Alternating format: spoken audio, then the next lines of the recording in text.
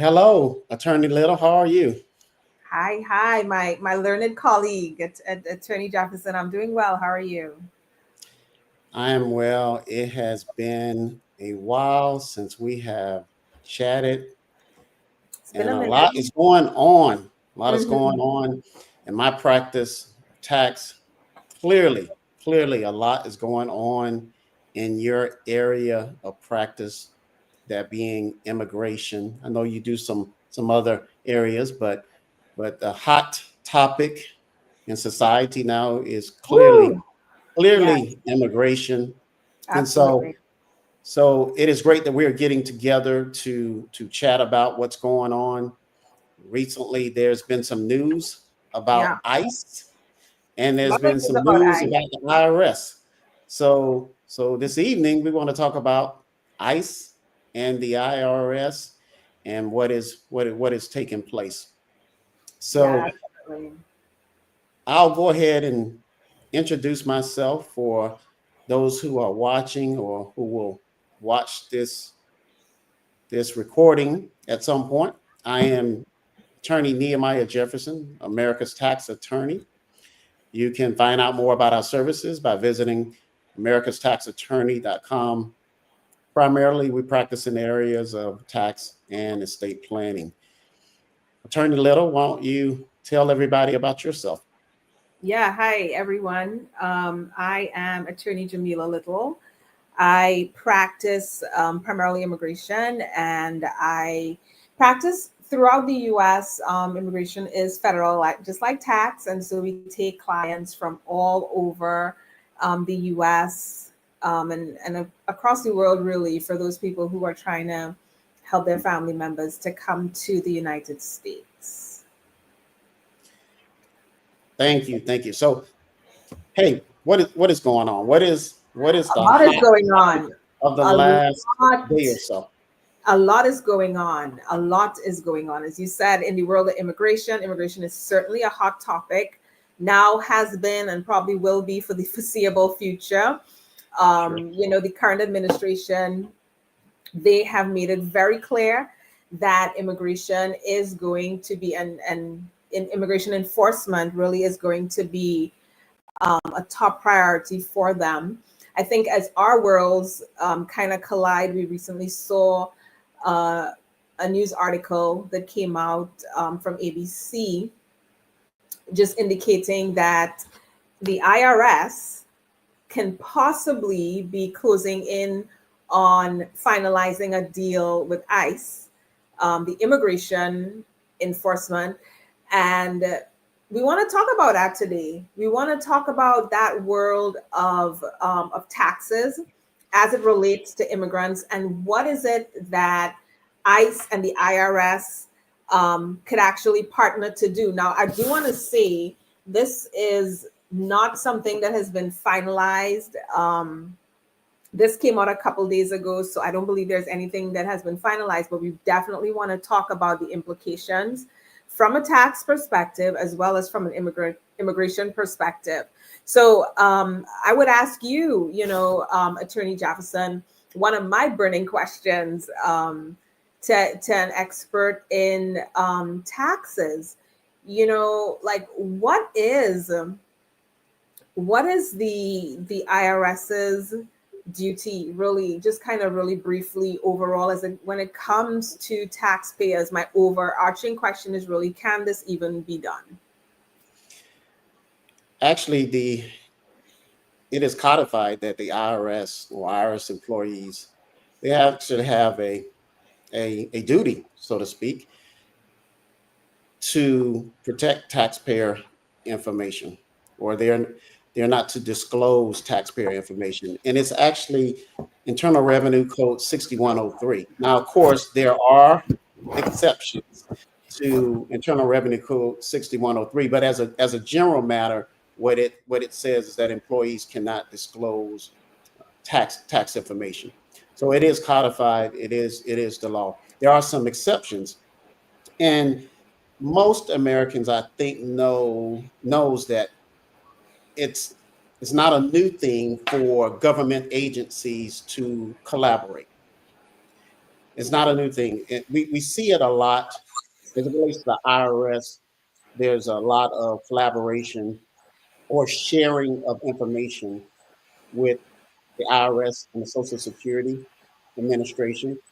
The IRS also collaborates or shares information with various state governments. So, for example, if let's say an individual owes $5,000 to the state of Georgia, the state of Georgia could could communicate with the IRS, and the IRS could share information for the purposes of offsetting any federal refund. So there's information sharing that takes place with respect to the government agency. So it's not necessarily a new thing for that to happen.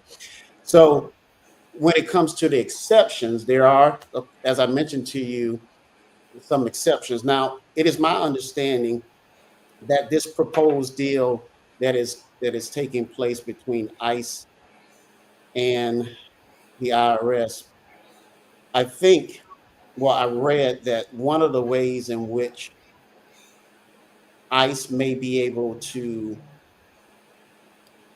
or one of the ways in which the IRS may be able to supply certain information to ICE and to possibly work around Internal Revenue Code 6103 is my understanding is that ICE may present, may provide the IRS certain information, and then the IRS would then confirm or either deny that information, centered around an address, for example.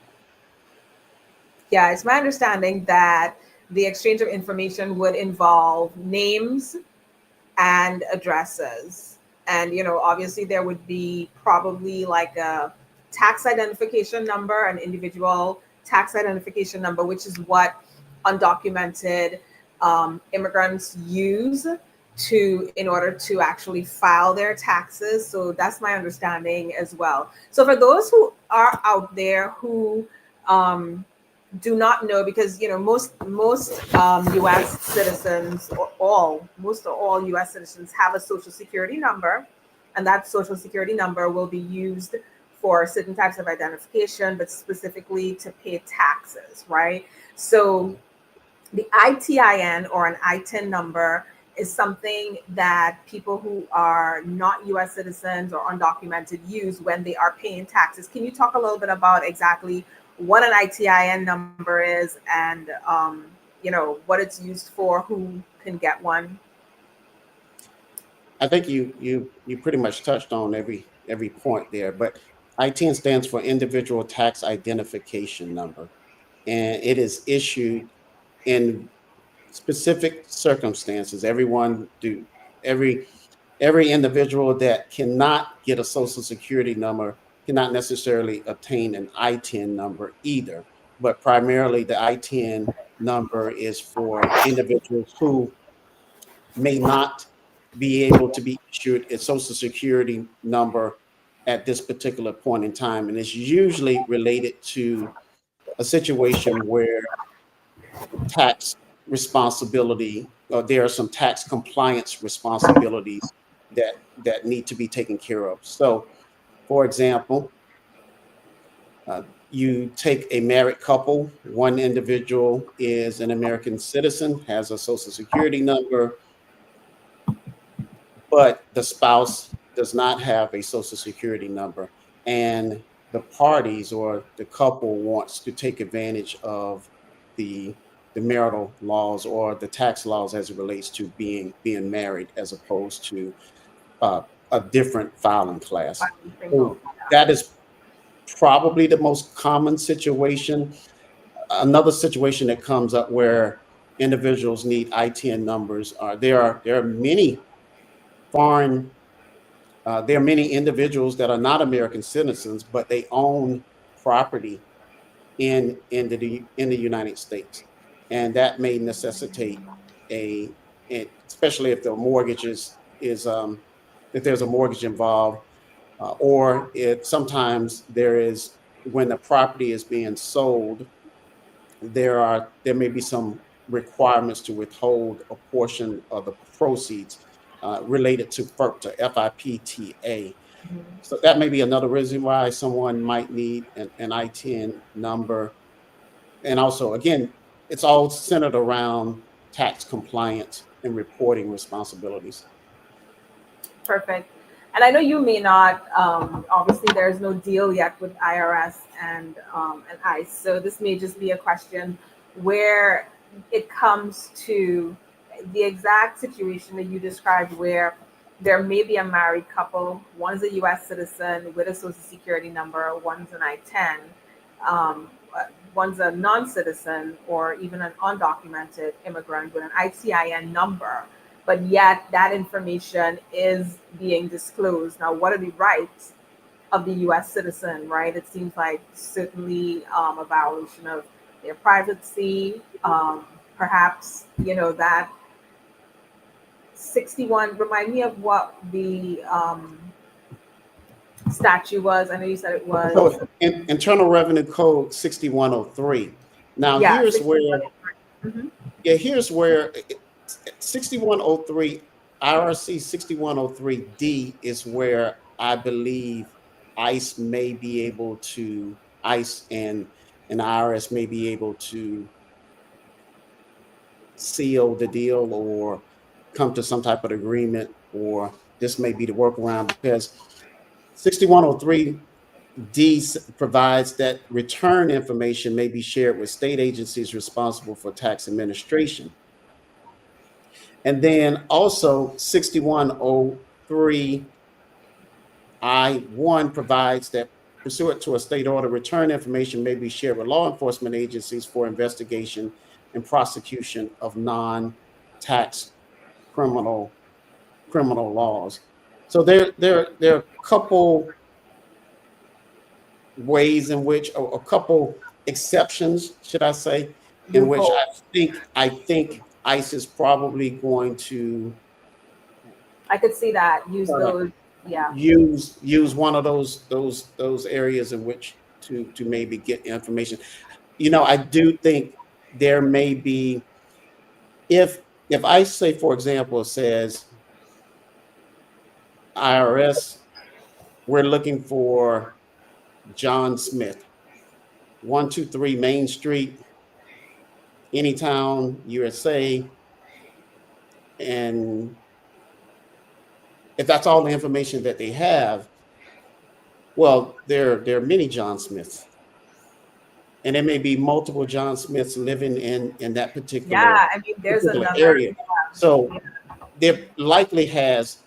I don't think it should be an alarm to anybody. They likely are going to need more identifying information, a date of birth, obviously, and perhaps even a social The security number ITIN or to, Social Security. yeah, Exactly. Yep. to further identify Yeah. the individuals. But Yeah. one of the things I know that you and I uh, previously spoke about, it seems as if ICE is starting with those who have deportation orders. And I know there's likely someone who has a question about exactly what is a deportation order. Mhm. Tom Homan, the border czar, has mentioned upwards of more than 1 million people, or certainly a very, very large number of individuals who may still be in the US, that they believe may be still in the US, that have deportation orders. And so, can you sort of talk about what a deportation order Yeah, is and sort of absolutely. what happens with Absolutely. those orders? So, yeah, a deportation order is an order that was either handed out by a judge, sometimes in expedited removal proceedings. It's removal, deportation, it's the same thing. Um, Basically refers to the same thing. Whether it was an order handed down by a judge after formal immigration proceedings to remove someone from the United States, um, either because they're here illegally or they've committed some sort of crime that makes them removable or places them in deportation proceedings, and the judge says yes, that you're gonna have to be removed or deported, and this the order of the court or the order of the judge is the deportation order. Or sometimes people are placed in expedited removal where they don't necessarily go before um, a a judge, but this would be an order that is signed by a DHS official, right? So these orders basically say you have to leave the United States. That's what a deportation order is, right? And some people they are able to work out the times, et cetera, where they with their deportation officer where they actually have to leave, right? They'll have a specified time frame. Now, with regards to people who are here, yes, there are people who have gotten a deportation order and just never left the US, right? That turns out to be different. That happens in different cases. There are people who may have a deportation order, but they have something. TPS comes to mind, temporary protective status, where they actually have a deportation order, but they have a right to be here. So it might seem counterintuitive, but there are people out there who would have a deportation order, but they're still legally here because they have something like TPS, temporary protective status. And what that is a designation that's given to certain countries where there's either civil unrest or natural disasters that have created a situation where the nationals of this country can no longer live there, right? And so the United States has extended TPS to several countries. So there may be some people out there who receive deportation orders and they are still in the US, but maybe they have TPS, so they're still here legally, right? Others who may have gone through the formal proceedings, immigration proceedings, and the judge says, okay, we're gonna do something called withholding, and it's based on the Convention Against Torture, meaning that you're found deportable, but they're not gonna deport you for humanitarian purposes. So there are situations where there are people who do have deportation orders, but they're still here legally. And there are certainly situations where people have deportation orders and they have just violated those orders and they have not left. Um, to just kind of talk about the priorities, right? Because you mentioned, the priorities that have been discussed are for people who have um, existing orders of deportation and those who are criminal non-citizens. And yes, by and large, yes, those have been what we've been hearing in terms of the priorities for removal proceedings. But I can tell you in practice, we have seen that in addition to these categories of people, there have been what we would call collateral damage, right? Those who they may not have any type of criminal background, or necessarily have an order of removal.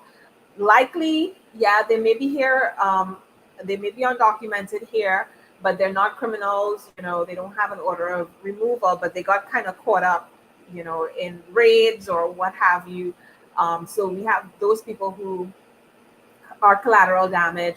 And then we also see the situation, and I really, really would hope that there would be, um, a better job done um, at looking at these cases before citizens, as well as LPRs or people who are here legally on visas, are involved or implicated in these types of raids or um,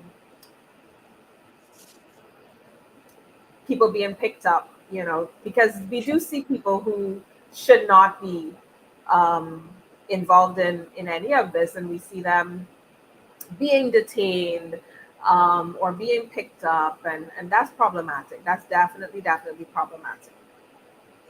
Will you share for the audience, sort of explain? I think you mentioned LPR, and then even a visa. Explain what a visa is. So I think that would Yeah, be helpful for absolutely. them to understand. Sorry. So yeah, LPR, lawful permanent resident. These are green card holders. These are people who came to the United States. They went through the process to get their green card, and they're here legally. They're here legally. At some point, they will qualify to become U.S. citizens.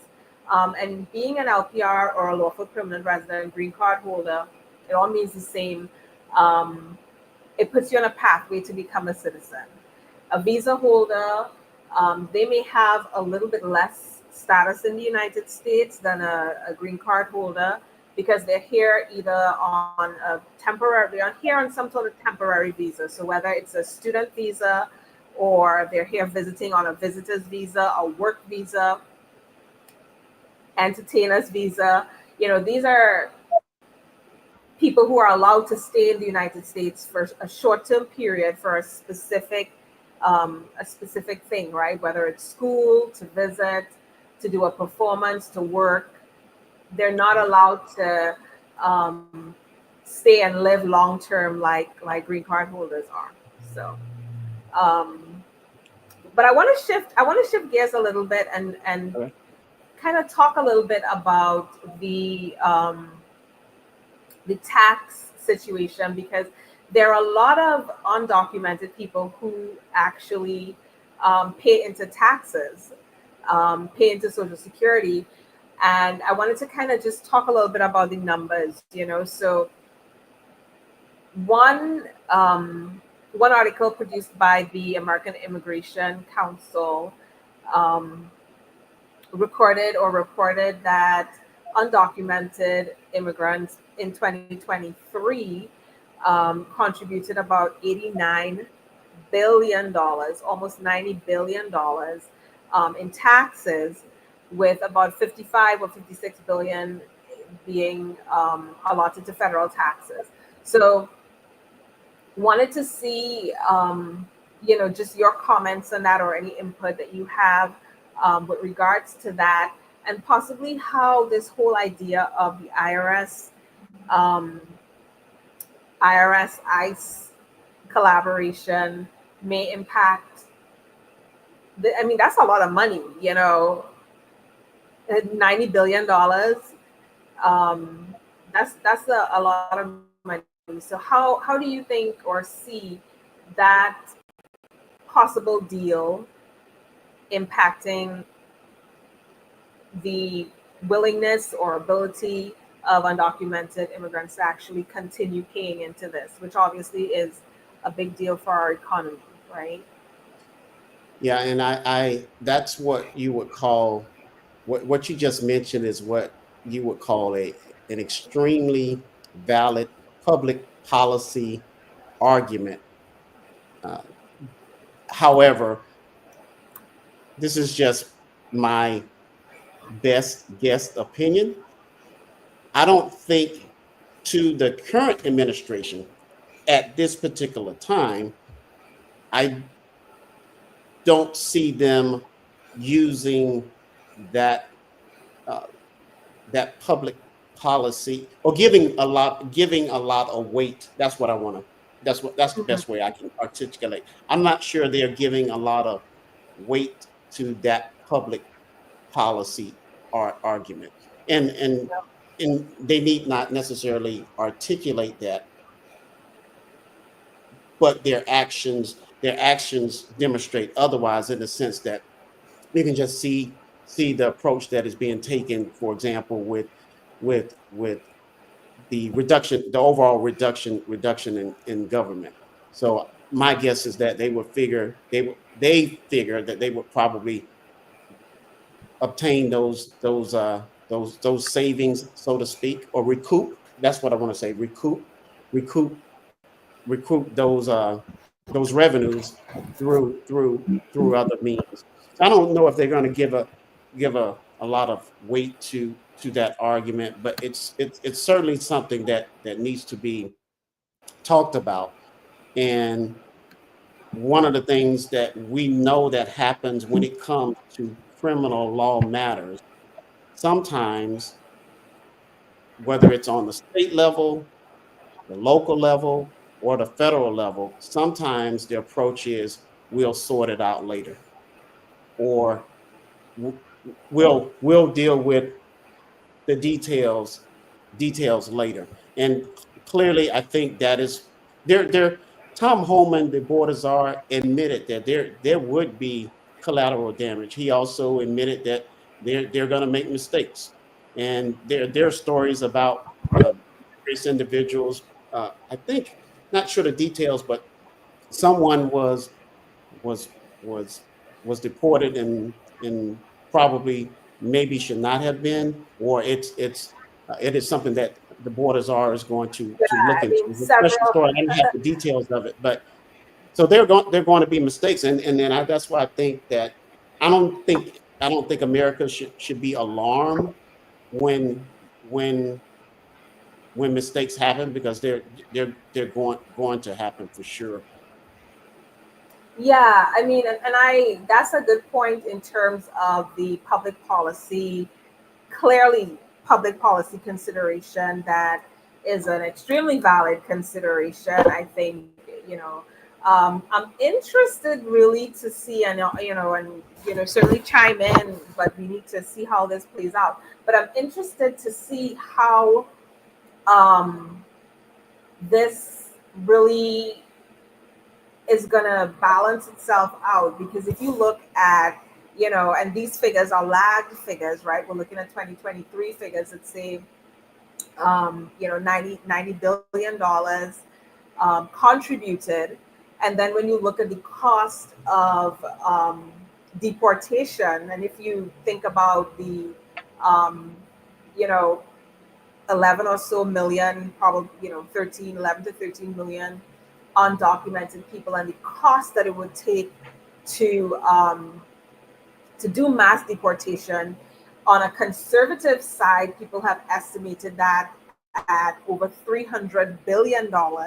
So when you look at the loss, if these people are if these undocumented non-citizens are deported, loss in taxes, and then the cost to actually carry this out on a conservative level being, in hundreds of billions of dollars. I think it's, yeah, I mean, the government definitely needs to find that money somewhere. And obviously all the cuts in government spending, loss of federal workers, etc., um, is part of that. But it will be interesting to see um, how this all plays out. The numbers don't really kind of jive for me. For me, it doesn't make sense. But we'll definitely see how it plays out. Another thing that is worth considering is the fact that undocumented immigrants pay into Social Security, right? um, they don't get anything back, right? They don't, only citizens receive the sort of Social Security, but they definitely pay into it as part of these taxes. And as we go into this time where people are like, well, is it going to run out? And you have people who are paying in but not taking anything out. I think that's certainly another one of the public policy considerations as well. Tom Homan, Tom Homan, of course, the borders are. He's admitted that at this point they don't have his team, or everybody that he works along with does not have. They don't have the money that they need to carry out the enforcement from a number standpoint. Yeah. I think he mentioned 3 million people. Well, there, of course, there's a process. Certainly, they have arrested about 40. Last number I heard, they had arrested all 40,000 people. We know there are various stories where people have already been deported. There's some that have been held up with respect to court matters, due process there. But there's always been a shortage of immigration judges to get these cases process. But then there's, of course, other monies that are needed to, just from a practical standpoint, carry out these deportations, or this ICE enforcement. So yeah, Congress is going to have to step in. I do not foresee. I would be I would be shocked if there's any. type of immigration immigration plan, let me call it a plan, or law, comprehensive immigration law. I don't see that, not necessarily seeing that come into fruition, and certainly one that includes any type of amnesty. I just don't foresee that in the short term. That may be possible, but I don't hear any talk about that at this Yeah. particular point. I do think the priority is those individuals who allegedly have committed, allegedly committed, let me say that, allegedly committed serious crimes, and those who currently have deportation orders. That seems to be the directive that Tom Homan is and his team is carrying out at this particular point. But like you mentioned, there is definitely collateral damage. I think the more uh, information that the administration is sharing and disseminating certainly helps people stay informed. Absolutely. I don't see any comprehensive, and that's actually what we need. We need, I mean, the INA is an old book. We need to have um, comprehensive immigration reform. I do not believe that the solution is mass deportation. I certainly don't. Yes, we have heard several times that criminal non-citizens as well as those with deportation orders will be the first order, um, and we've seen we've seen things happen a little bit differently to that, and I think a big part of that is really the checks and balances. You know, I think that in this process, because as an attorney, as an officer of the court, obviously we believe in, or I believe in due process. I believe in our Constitution, and I believe in people being innocent until proven guilty, whether it's in a courtroom in state or federal criminal court or in federal immigration court. People should have the due process right that is afforded to them based on the Constitution. And, we've seen that those checks and balances um, haven't really been respected. I'll say that they really haven't been respected. There was that story with regards to the federal judge who did have the order that seemingly it was totally disregarded.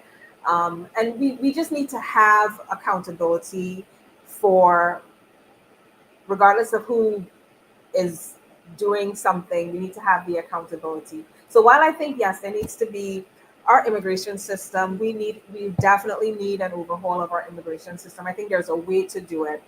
I think there definitely needs to be checks and balances. We need to respect the laws that we all abide by, um, and allow our Constitution and separation of powers to work the way that they should work.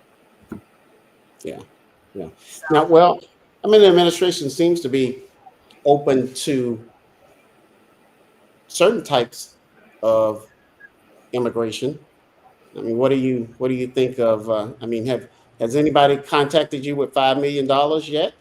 come on, hey, who needs a gold card? So No, no, I haven't had.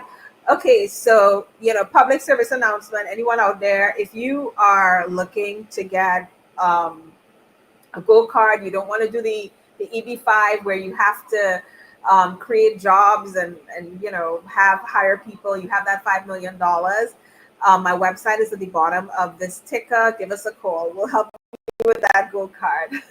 But no, but seriously. Interesting, very interesting. It seems there certainly is a shift. right? There certainly is a shift in terms of the type of immigrants that historically the United States has opened its arms to, and the type of immigrants that this administration is seemingly being open to allowing to come across our borders now. You know, just recently, again, there was a pause on those asylum seekers who were in the process of getting green cards, which is really like the last stage in your asylum application to actually get your green card. And there was a pause on those cases. So those, unfortunately, those people who are in that last process for asylum may be revetted, and at this point they would no longer be able to start that process for their green card because that's on a total pause. But then on the other hand, now we have, if you do have the $5 million, you know, come on in, we'll give you a green card, you and I guess your family. So it just seems like there certainly is a shift in terms of where this administration hangs its hat in terms of what's important in immigration. And I would imagine multinational companies.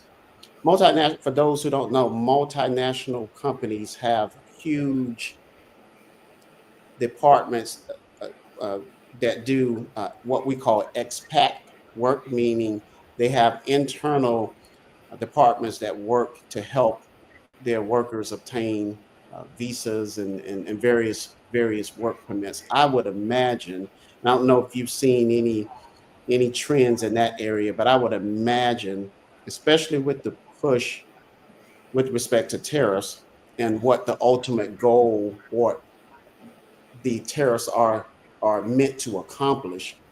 We've already seen a couple of large companies make the decision to pull manufacturing back into the United States as opposed to outside the United States. So I would imagine these multinational corporations, there may be an uptick in activity with respect to workers as well. Have you Yeah, I seen mean, that? you know, I think I recently saw an article with regards to that. I don't think we've seen like the full picture yet because these tariffs are still kind of, you know, going back and forth, you know, getting maybe put in place. So I haven't seen the full picture with regards to that yet, but we are likely to see that. One question that I did want to, because it seems to me, you know, and obviously this whole tax side of it is not my specialty, but it seems to me that what we will experience with the tariffs are a higher cost of living, right, for everyone across the board. Um, from your perspective, right, just kind of based on the taxes, what would you say are the long term expectations and short term expectations as we see these tariffs kind of go into place? So I think in the short term you could certainly see higher costs in certain ways, but what will ultimately happen will would be if an so a tariff is for those who don't know, a tariff is simply a tax. And when it comes to businesses figure out ways to corporations, especially large corporations, they figure out ways to recoup those costs. Sometimes those costs are not always directly pass through to the consumer. So I can't 100% say that all of, you know, a tariff that's on a Toyota, for example, is going to ultimately, if it's made out, although there are Toyotas now being made in the United States, but let's say one is imported, that's not necessarily it's going to directly go to the consumer because there are other ways in which the corporation could absorb those costs. And and and when it comes to market, or when it comes to economics, the market really helps a corporation determine how they're going to either absorb those costs or pass those costs on. So, for example, if if a car manufacturer decides to just raise the price of, I don't know, pick a vehicle, just decide to raise, let's say a Toyota. This Toyota Yeah. is a Japanese vehicle. Let's say a Toyota. If Toyotas now cost $30,000, and then there's this new tariff, and then so the manufacturer decides, well, we're just going to pass on 25%. So now that Toyota is no longer 30,000. Let's just say it's now $40,000, and then people stop buying the $30,000 Toyota that is now $40,000, then what's going to happen is the manufacturer is going to figure out how to do things more efficiently to bring that vehicle back in line to the point where people are going to where the demand is now there again for the vehicle. So it's not just across the board, just in general. You may or individuals may see short term effects on it, but if it ultimately accomplishes the goal that they're meant, the reason why I think the administration, and he sort of talked about this prior to the election, but the ultimate goal is to drive manufacturing or to get more companies to do business in the United States as opposed to outside the United States. That's why the tariff is there, and that's number one. But then number two, to help offset the trade the trade deficits that we have, for example, with other countries. But in the short term, again, it's not necessarily. I can't 100% say that people will automatically see higher prices. I do think that there could be higher prices in the short term, but over time, the market will ultimately correct itself. Meaning, supply and demand will ultimately determine what what the cost of goods are. Yeah, and I think it might be my great idea to have um someone who is an economist to see this. My my next question is, like how long? And I know that's not something that necessarily in terms of taxes would be something that you would project, but it would be interesting to see what an economist would have to say about the time frame that consumers have to just kind of wait for the demand and supply to find that equilibrium price again where the market kind of corrects itself. But at the same time though, as we see these tariffs come into play, we see that there's a strain on the relationships that the US has historically had with Canada and with other countries. Um, and, you have to kind of wonder the effects of not just the cost of living on, you know, Americans in the short term or in the long term. I don't know what the time frame is, but the increase in the cost of living, but also those strained relationships with other countries. So I hope that there is some sort of um, end goal in mind that would take into consideration the American people. And then from an immigration perspective, those who um, live in mixed households where they're citizens, undocumented people, maybe people within the process, and how all of these different policies really affect them and really affect the population of America as a whole. One of the things that government is not in the business of doing, regardless of what administration is in power, Democrat or Republican, the administrations, they do a real good job of saying what they are doing. They're not necessarily in the business of talking about why they're doing it. And so that's where I think, information, knowledge gets lost in the shuffle. How, in other words, what does it? It's the whole theory versus practice Right. Yep. Like, you can talk about something in theory, but what does it actually look Practically, like? what is it? Yeah. Mhm. What does it what does it actually mean?